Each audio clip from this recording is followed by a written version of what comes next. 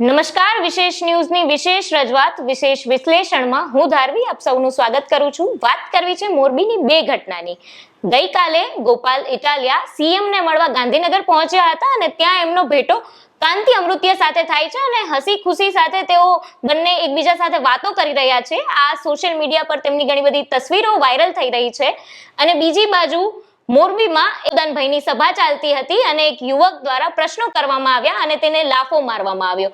ઈસુદાનભાઈનું એવું કહેવું હતું કે આ યુવકને સીએમએ મોકલ્યો હતો, એક બીજેપીનું ષડયંત્ર હતું. રાજનીતિની આ તસવીરો ઘણું બધું કહી જાય છે અને એનું જ વિશ્લેષણ કરવું છે આજની આ રજૂઆતમાં. આપણી સાથે જોડાયા છે દિનેશ સિંધવ, ગોપાલ ઇટાલિયાનો અને કાંતિ અમૃતિયાનો હસતો ફોટો વાયરલ થયો હમણાં અને હસી ખુશી સાથે એ બંને ભેટી રહ્યા છે, વાતો કરી રહ્યા છે. ત્યારે આ રાજનીતિના ડ્રામાને આપણે કઈ રીતે જોશું? બહુ આમ તો સારી વાત છે કે જો ગોપાલ ઇટાલિયા અને કાંતિ અમૃતિયા આ રીતે એકદમ એકબીજાને મિત્રતાની રીતે મળી શકે, ભાઈચારો જો દેખાડતા હોય તો બહુ સારી વાત છે અને રાજનીતિમાં આવું થવું જોઈએ, આપણી અપેક્ષા પણ છે. પણ આપણી કમનસીબી એ છે કે આ માત્ર તસવીરોમાં આ દ્રશ્યો જોવા મળે છે, વાસ્તવિકતા કંઈક જુદી છે. બંને એકબીજાના રાજકીય વિરોધી છે એ આપણને ખ્યાલ છે. ગોપાલ ઇટાલિયાની જીત પછી હવે બધાને ખબર છે, આપણે રિપીટેશન નહીં કરીએ. કાંતિ અમૃતિયાએ જે પ્રકારે રાજીનામું આપવાની ચેલેન્જ આપી, સામે વળતી ચેલેન્જ થઈ, એ ગાંધીનગર આવ્યા અને હાઈ વોલ્ટેજ ડ્રામા લોકોએ જોયો, જેને આપણે પોલિટિકલ ડ્રામા કહીશું. આ તસવીર છે ને ઘણું બધું કહી જાય છે. આ તસવીર એટલા માટે ઘણું બધું કહી જાય છે કે મોરબીની ઘટના સાથે તમે કનેક્ટ કરો છો, મને ગમ્યું. તમે એવું કહેવા માંગો છો કે ઈસુદાન ગઢવીની જે સભામાં જે કંઈ બન્યું એ પણ મોરબીમાં આ ઘટના ઘટી હતી. કાંતિ અમૃતિયા પણ મોરબીના ધારાસભ્ય છે. તો ત્યાં ઈસુદાન ગઢવીએ જ્યારે એવું કહ્યું કે લાફો મારનાર આમ આદમી પાર્ટીનો કાર્યકર છે નહીં, એ પછી બીજી તસવીરો કેટલીક વાયરલ થઈ જેમાં ઈસુદાન ગઢવી જોડે લાફો મારનાર વ્યક્તિ જોવા મળે છે. એટલે આમ આદમી પાર્ટીનો જ એ કાર્યકર હોવાનું સાબિત થઈ જાય છે. આમ છતાં હજુ ઈસુદાન ગઢવી કદાચ એ વાતને વળગી રહ્યા છે. તમે જ્યારે એમનો પહેલો ઇન્ટરવ્યુ કર્યો ત્યારે પણ એ માનવા તૈયાર નથી. પણ મને એવું લાગે છે કે આ તસવીરો જોઈને એટલી વાત આપણે માની લેવાની જરૂર છે. દરેક ગુજરાતના યુવાનોને કહું છું, યુવકોને કહું છું કે તમે રાજનેતાઓની વાતોમાં ક્યારેય ના આવી જતા. તમે ક્યારેય કોઈ પાર્ટીના પ્રેમમાં ના પડી જતા. તમે ક્યારેય કોઈ નેતાના પ્રેમમાં ના પડી જતા. એટલા માટે કે જો તમે પ્રેમમાં પડી જશો તો છેલ્લે તો આવી તસવીરો તમારી સામે આવશે. જ્યારે તમે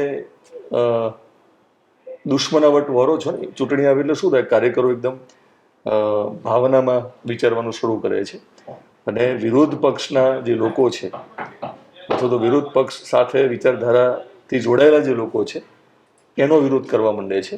અને મોરબીમાં જે યુવકે લાફો માર્યો, તો સ્વાભાવિક છે કે એ લાફો માર્યો એ ઘટનાને ક્યારેય આપણે બિરદાવીએ નહીં, એમની નિંદા જ થવી જોઈએ.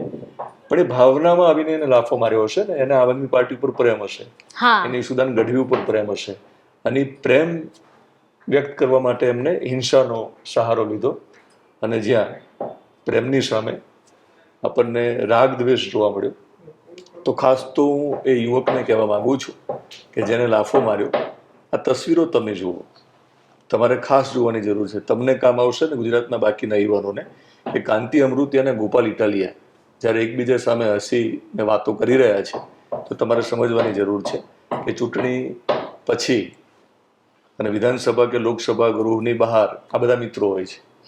ઘણીવાર જૂના દ્રશ્યો આપણે જોયા છે કે આ લોકો કેન્ટીનમાં સાથે જમતા પણ આપણને જોવા મળે છે. સારી વાત છે, ના નથી. નેતાઓ પણ એકબીજાના મિત્રો હોવા જોઈએ. વૈચારિક મતભેદ હોઈ શકે પણ હોતા નથી. આ બધા નાટકો હોય છે. તો યુવાનોએ શીખી લેવાની જરૂર છે કે આમની રાજનીતિ આ પ્રકારની છે. તમારે કોઈના પ્રેમમાં આંધળા થઈને કોઈને લાફો ના મારવો. ઈસુદાન ગઢવીએ તો તમને કહી દીધું કે તમે એમની પાર્ટીના છો નહીં, હવે તમારું ભવિષ્ય શું? કારણ કે તમે જો હવે તમે જ્યારે પણ જાહેરમાં આમ આદમી પાર્ટીના કાર્યક્રમમાં જોવા મળશો તો તમારો સ્વીકાર થવાનો નથી. એટલે તમે સભ્યપદ મેળવ્યું હોય તો પણ, તમે આમ આદમી પાર્ટીમાં વિસાવદરમાં પણ જો મહેનત કરીને ગોપાલ ઇટાલિયાને જીતાડ્યા હોય તો પણ હવે ઈસુદાનના કહેવા પ્રમાણે તમે આમ આદમી પાર્ટીના કાર્યકર નથી. તમને શું મળ્યું?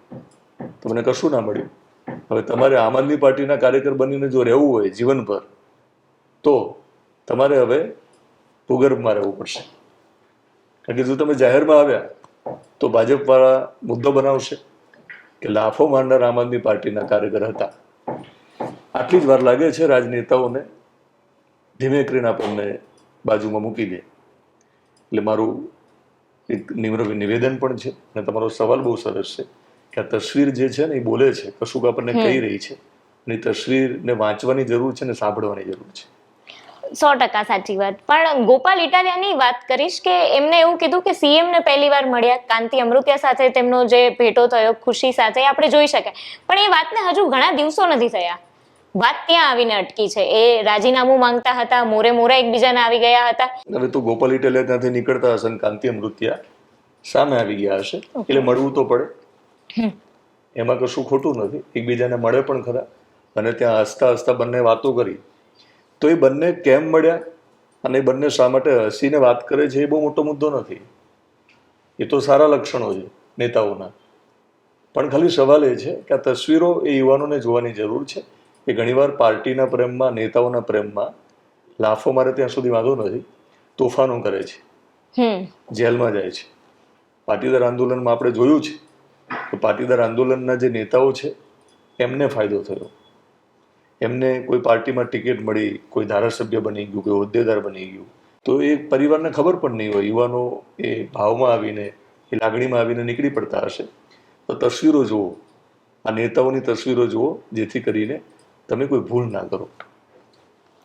અને વાત અહીંયા જ્યારે ગોપાલ ઇટાલિયાની ને ઈસુદાન ગઢવીની છે, ત્યારે વાત એ પણ કરવી છે કે ગોપાલ ઇટાલિયા અને ઈસુદાન ગઢવીને આપણે અવારનવાર જોતા હોય કે એ લોકો કહેતા ફરતા હોય છે કે વિસાવદરવાળી કરી નાખશું. ભાજપના નેતાઓને કહેતા હોય, પ્રજાઓને કહેતા હોય કે વિસાવદરવાળી થઈ જશે. અને હવે જ્યારે મોરબીમાં આવું થયું, લાફો મારવામાં આવ્યો યુવકને, તો એ શું હવે એ લોકોને બીક રહેશે કે આ મોરબીવાળી ક્યાંક ના થઈ જાય? બિલકુલ બીક રહેશે એ લોકોને. અને મોરબીવાળી જે છે ને, લાફાવાળી, એની ચર્ચા શરૂ થઈ છે. ઘણા લોકો માને પણ છે કે આ લાફો ખૂબ મોંઘો પડવાનો છે આમ આદમી પાર્ટીને અને ઈસુદાન ગઢવીને વ્યક્તિગત. કારણ કે એમની જે છેલ્લી ચૂંટણીની આપણે વાત કરીએ, ત્યારે તેઓ હાર્યા હતા, તો છેલ્લી વિધાનસભાની ચૂંટણીમાં એમનો જે મત વિસ્તાર છે ત્યાં આહિર જ્ઞાતિના મતો એમને ઓછા મળ્યા ને એના કારણે હાર્યા છે. તો એ શા માટે ઓછા મળ્યા? તો આહિર જ્ઞાતિના એક યુવક ઉપર ગોળીબાર થાય છે. ગોળીબાર કરનાર યુવક આમ આદમી પાર્ટી સાથે ક્યાંક જોડાયેલા છે, અથવા તો ઈસુદાન ગઢવી સાથેનું કોઈ એમનું કનેક્શન છે, એને લઈને એ વખતે ભાજપ દ્વારા એક પ્રકારનો એ પ્રચાર કરવામાં આવ્યો. કેટલા અંશે ભાજપવાળા સાચા હતા એ પછીનો મુદ્દો છે. પણ આ જ મુદ્દે જ્યારે પ્રચાર થયો તો મતદારોમાં એક સંદેશ ગયો આહિર સમાજમાં કે આપણા કોઈ યુવક ઉપર ગોળીબાર કરે છે જે આમ આદમી પાર્ટીના ઈસુદાન ગઢવીના સમર્થક છે, જેને લઈને એમને એ ગોળી મોંઘી પડી હતી અને આ થપ્પડ પણ મોંઘી પડશે. તમે એમના નિવેદનને કઈ રીતે જોઈ રહ્યા છો કે જે એમનું નિવેદન આવ્યું હતું લાફા કાંડ પછી? એમનું નિવેદન છે ને, મને એવું લાગે છે કે ઘણું બધું જે પરિપક્વ નેતા આ પ્રકારનું નિવેદન ના આપે. ગોપાલ ઇટાલિયા જોડેથી ઈસુદાન ગઢવીએ એક વસ્તુ શીખવા જેવી છે. હું તો માનું છું કે ટ્યુશન લેવું જોઈએ, બંને સાથે જ હોય છે.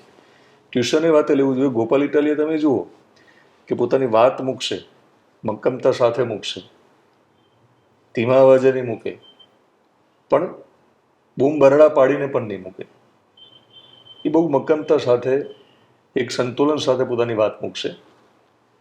તો એ શીખવાની વાત છે કે એ બોલવામાં મને એવું લાગે કે ગોપાલ ઇટાલિયા હમણાં કંઈ ભૂલ નથી કરી રહ્યા, ભવિષ્યમાં કરે તો મને ખબર નથી, પણ એ શીખવાની જરૂર છે ઈસુદાન ગઢવી કે તમે જ્યારે નિવેદન આપો ત્યારે એની કેટલી મોટી અસર થતી હોય છે. તો ઈસુદાન ગઢવીએ ગોપાલ ઇટાલિયા જોડે ટ્યુશન લેવું જોઈએ. બંને સાથે જ છે, એક જ પાર્ટીમાં છે. તો એમનું નિવેદન જે છે ને, પરિપક્વ નેતા આ પ્રકારનું નિવેદન ના આપે હું માનું છું. અને એ તો એક પત્રકાર પણ છે, પત્રકાર હતા, લોકપ્રિય પત્રકાર હતા, અને એમને તો સવાલ કરવા માટે લોકોએ માથે બેસાડ્યા હતા કે તમે સવાલ કરો છો એટલે ગમો છો. ત્યારે તમારી સામે સવાલ આવ્યા તો એમને વાત ન ગમી. તો એમને મનોમંથન કરવાની જરૂર છે. ચોક્કસ. અને એક છેલ્લો સવાલ મારો એ પણ રહેશે કે આ આવડું મોટી એક લાફાકાંડની આપણે મોટી ઘટના કહીશું, અને એમાં ધારાસભ્ય બનેલા ગોપાલ ઇટાલિયાની કોઈ પ્રતિક્રિયા જ નથી. હજી સુધી કોઈ એમની પ્રતિક્રિયા એ બાબતે આવી જ નથી. ગોપાલ ઇટાલિયાની પ્રતિક્રિયા નથી આવી ને ઈશુદાન ગઢવી માટે ચિંતાનો વિષય છે. સાચી વાત છે. સમજી ગયા ઈશુદાન ગઢવી તમે? મારો આટલો જ જવાબ છે. તમારો ખૂબ ખૂબ આભાર. તો આ વિશેષ વિશ્લેષણમાં તમે જોયું કે રાજનીતિની તસવીરો ઘણું બધું કહી જતી હોય છે. તો અત્યાર સુધી બસ આટલું જ. ફરી મળીશું. જોડાયેલા રહો અમારી સાથે. અને જો તમે અમને YouTube પર જોઈ રહ્યા છો તો અમને સબસ્ક્રાઇબ કરજો, અને જો તમે ઇન્સ્ટા કે ફેસબુક પર જોઈ રહ્યા છો તો અમને ફોલો કરવાનું ના ભૂલશો.